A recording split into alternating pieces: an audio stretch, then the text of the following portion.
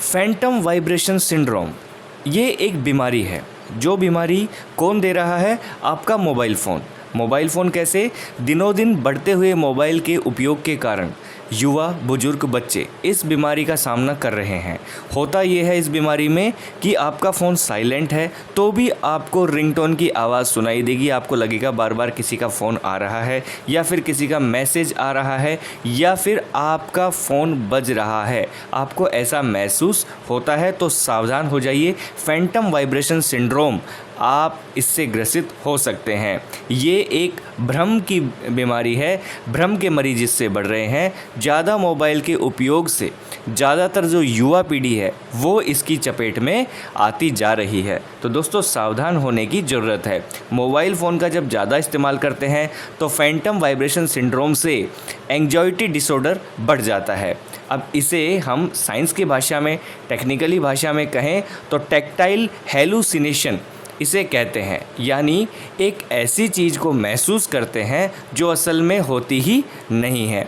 ठीक है, तो ये फैंटम वाइब्रेशन सिंड्रोम ये एक भ्रम की बीमारी है। भ्रम के मरीज इससे बढ़ रहे हैं।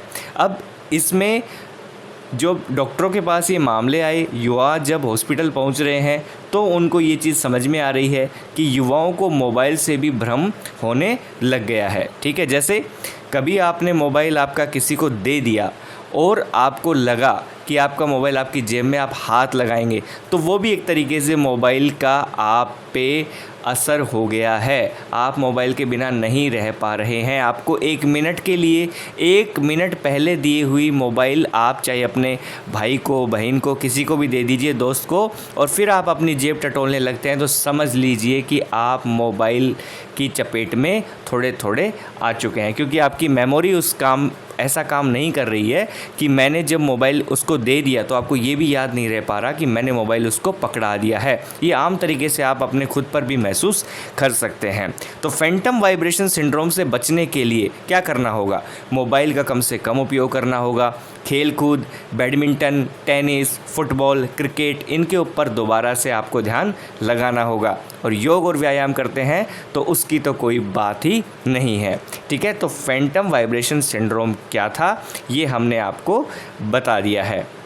ये हम ऐसे भी कह सकते हैं कि अब जैसे आपको महसूस होगा, आपको भ्रम होगा, तो जब भी आपको ऐसा महसूस हो, भ्रम हो, तो तुरंत आप खुद भी इसका इलाज कर सकते हैं। आप समझदार हैं तो मोबाइल से दूरी बना लीजिए, लिमिटेड कर दीजिए अपने को। खेल में, व्यायाम में, मनोरंजन में, किताबें पढ़ने में, अखबार पढ़ने में, दोस्तों से मिलने में, रिश्तेदारों से बात करने में व्यस्त कर लीजिए। आप इस सिंड्रोम से बच जाएंगे। घबराने की कोई बात नहीं है। ये एक भ्रम है जिसमें मनोचिकित्सक तो इलाज करते ही हैं, लेकिन अगर आप समय से चेत गए तो आप स्वयं को संभाल लोगे और आप अपने परिवारजनों को भी संभाल पाओगे।